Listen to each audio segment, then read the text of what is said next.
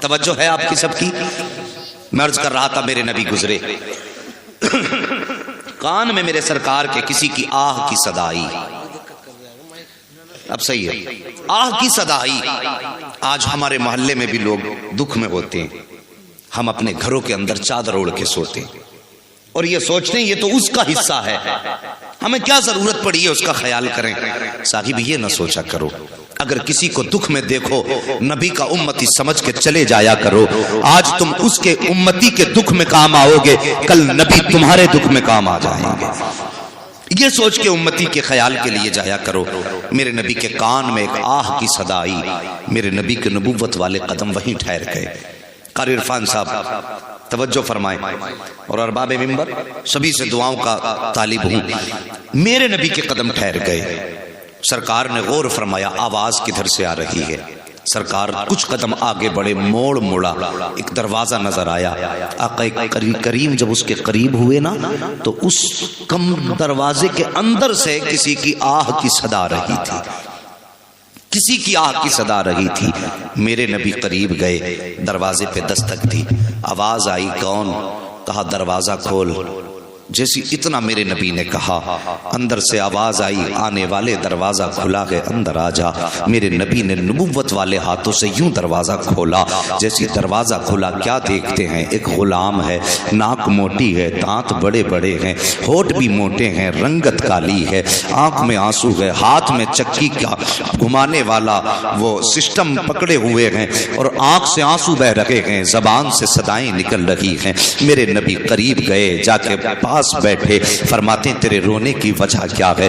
اس نے کہا تھا اے مہربان بتا تو سکی، آج تک مکے میں کسی نے کسی کا حال نہیں پوچھا ہے، مگر اتنا بتا تو کون ہے، کہاں کا رہنے والا ہے؟ مکے میں کسی کو کسی کی فکر نہیں رہتی ہے لیکن تجھے میری فکر ہوئی، بتا تیرا نام کیا ہے؟ میرے نبی فرماتے ہیں نام نہ پوچھ، بتا تجھے کیا پریشانی ہے؟ اس نے کہا تھا آنے والے میرے سر میں درد ہے، میں امیہ کا غلام ہوں، اس نے مجھے یہ ناج پیسنے کے لیے دیا ہے، بخار کی شدت ہے، تکلیف اتنی ہے کہ چکی چلاتا ہوں تو درد بڑھ جاتا ہے اور اگر نہیں پیستا ہوں تو مجھے یہ خیال آتا ہے کہ اگر آٹا تیار نہ ہوا میرا مالک مجھے مارے گا. اتنا سننا تھا، نبوت والے ہونٹوں پہ تبسم آ جاتا ہے. میرے نبی مسکرائے، اللہ اکبر. پھر کیا تھا؟ یوں مسکرائے جان سی کلیوں میں پڑ گئی، یوں لب کشا ہوئے کہ گلستان بنا دیا. میرے سرکار مسکرائے ہیں اور مسکرانے کے بعد اپنی میرے نبی نے مزمل والی چادر یوں کاندھے سے اتاری. اتارنے کے بعد آپ نے آگے بڑھائی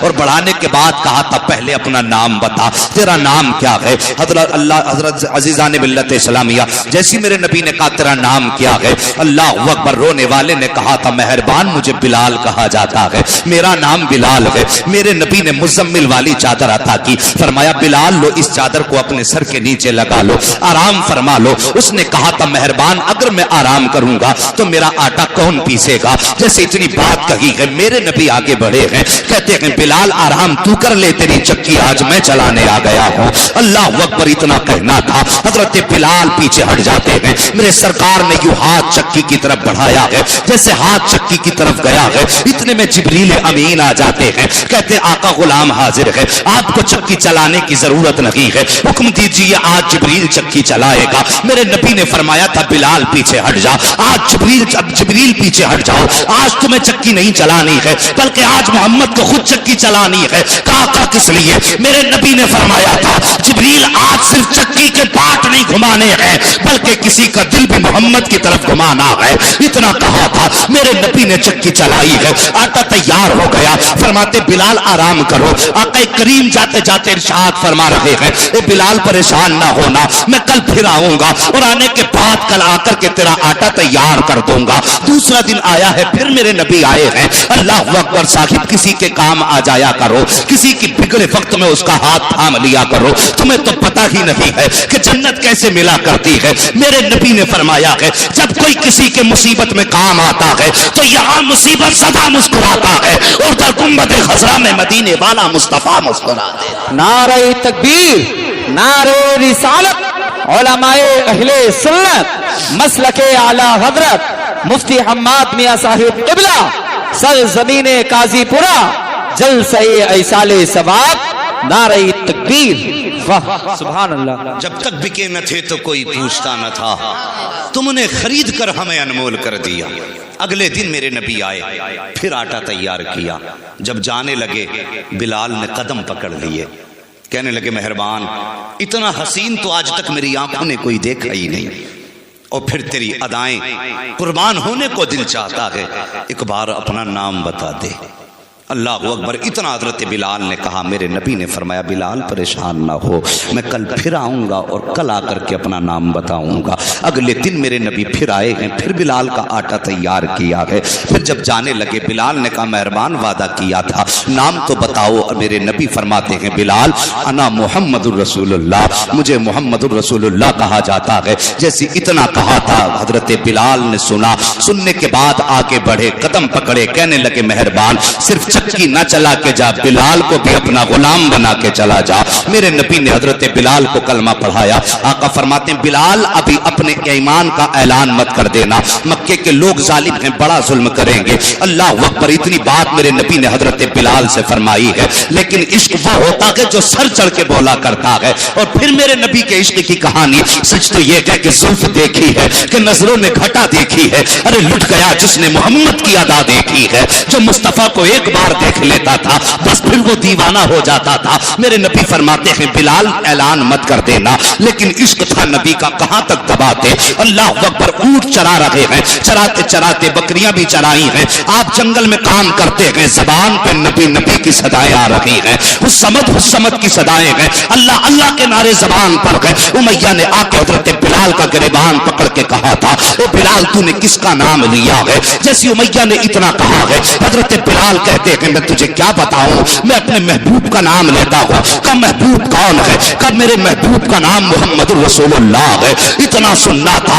उमैया ने कहा था मैं तेरे टुकड़े कर दूंगा, तेरी जान ले लूंगा। हजरत बिलाल ने कहा था ओ जालिम तू चाहे जो चाहे सलूक कर ले, तू जान ले सकता है, खून निकाल सकता है बदन का, लेकिन दिल से मुस्तफा का नाम नहीं निकाल सकता है। कब मैं तेरा आका हूं, तू मेरा नौकर है, मानता क्यों नहीं। तब बिलाल ने बड़ा प्यारा जवाब दिया था और कहा था सुन उमैया तेरी हुकूमत बिलाल के बदन पे चलती है और नबी की हुकूमत बिलाल के दिल पे चला कर। वाह वाह वाह वाह वाह वाह, सुभान अल्लाह सुभान अल्लाह सुभान अल्लाह, माशा अल्लाह माशा अल्लाह। और आला हजरत बोले ऐ इश्क तेरे सदके जलने से छुटे सस्ते, जो आग बुझा देगी वो आग लगाई है। जल भी उठ, दम घुटने लगा जालिम क्या धूनी रमाई है, दम घुटने लगा जालिम क्या धूनी रमाई है। साकिब हजरत बिलाल, अब फिर कौन सा जुल्म हजरत बिलाल पे ना हुआ। नबी के इश्क की कितनी बड़ी कीमत चुकाई है हजरत बिलाल ने। हम अपनी किस्मत को देखें। अल्लाह अकबर। हम पैदा हुए, कान में आकर के इमाम ने अजान पढ़ दी, हो गए मुसलमान। टोपी ओढ़ी गोश्त खाने लगे, बन गए मुसलमान। ना तो हमारा दीन पे कुछ लगा है, ना हमने नबी के इश्क के बदले में पत्थर खाए हैं, ना हमने नबी के इश्क के बदले में कोड़े खाए हैं, ना हमें तपती हुई आग पर लिटाया गया है। तो हमें मालूम ही क्या हो इश्क मुस्तफा की मस्ती क्या होती है। हजरत बिलाल से कोई जाकर के पूछे बता इश्क मुस्तफा की मस्ती क्या है। अल्लाह अकबर। हजरत बिलाल को तपते हुए कोयलों पे लिटाया जाता, आपकी खाल जलती, चर्बी पिघल के कोयलों पे गिरती, वो बुझ जाया करते थे चर्बी से। फिर हजरत बिलाल के जख्मों पे नमक मिर्च डाला जाता था। अल्लाह अकबर। ये जुल्म हजरत बिलाल पे हो रहे हैं।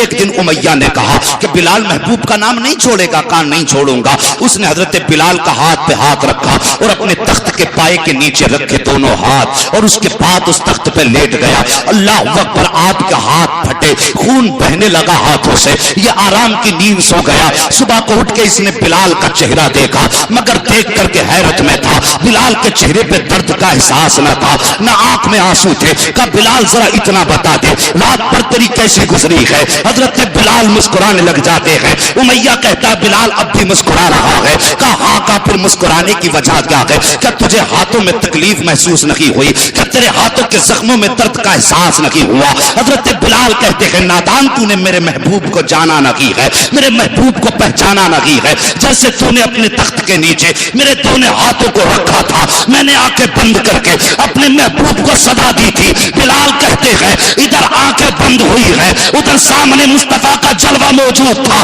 वो कहते मैया तुझे क्या पता, जैसे मुस्तफा का जलवा निगाहों के सामने आया है, امیہ تیرے دکھ مٹ گئے تھے، مصطفیٰ کے عشق کی مستی میں بلال کھو گیا تھا، آج صبح ہو گئی تھی لیکن جلوہ نظروں میں تھا، تبھی تو اعلیٰ حضرت نے کہا ہے جب آ گئی ہے جوشے رحمت پہ ان کی آنکھیں، جلتے بجھا دیے گئے روتے ہنسا دیے۔ نعرہ تکبیر، نعرہ رسالت، علماء اہل سنت، مسلک اعلیٰ حضرت، مسلک اعلیٰ حضرت مفتی حماد میاں صاحب قبلہ، سرزمین قاضی پورہ، نعرہ تکبیر۔ واہ واہ واہ واہ، تھکے تو نہیں ہیں؟ سبحان اللہ، ذرا سارے بول دیں یا رسول اللہ، اللہ سلامت رکھے۔ اب لگتا ہے کہ محفل مدینے کی طرف چلنے لگی ہے، توجہ کرو۔ یہ بلال، ہر قیمت چکائی بلال نے، ہر ظلم حضرت بلال پہ ہوا، لیکن واہ رے بلال تیری قسمت پہ قربان جائیں۔ کسی نے کہا تھا بلال تجھ پر نثار جاؤں کہ خود نبی نے تجھے خریدا، نصیب ہو تو نصیب ایسا، غلام ہو تو غلام ایسا۔ حضرت ابو بکر صدیق ایک دن گزر کے جا رہے ہیں، حضرت بلال پہ ظلم ہو رہے ہیں، کوڑے برسائے جا رہے ہیں۔ آئے نبی کی بارگاہ میں، راستے ہی میں پہلے حضرت بلال کو دیکھا، دیکھنے کے بعد نبی کی بارگاہ میں آئے، کہتے ہیں آقا آج میں نے بلال پہ ظلم ہوتے دیکھا ہے، لوگ حضرت بلال کو گھسیٹ رہے تھے، کوڑے مار رہے تھے، لیکن بلال کی زبان پر آپ کا نام تھا۔ میرے نبی نے فرمایا کاش کوئی بلال کو خرید پاتا۔ اتنا ابو بکر صدیق نے سنا، یار یار ہو تو ایسا مصطفیٰ کا، یار غار دیکھو، سبحان اللہ۔ آج مدرسوں کے نام پہ قاری عرفان کہتے ہیں کہ صاحب مدرسے میں پلاسٹر ہونا ہے، قاری ناصر کہتے ہیں 10 بچوں کے کھانے کا انتظام ہونا ہے، آدمی پیٹ پکڑ کے بیٹھ جاتا، اگر 10,000 دے دیے تو بچے کیسے پلیں گے؟ اور وہ کیسے عاشق تھے یار، سب کچھ مصطفیٰ کے لٹا کے کہتے تھے حق تو یہ ہے کہ حق ادا نہ ہوا، سب کچھ لٹا کے پھر بھی کہتے تھے مصطفیٰ کی غلامی کا حق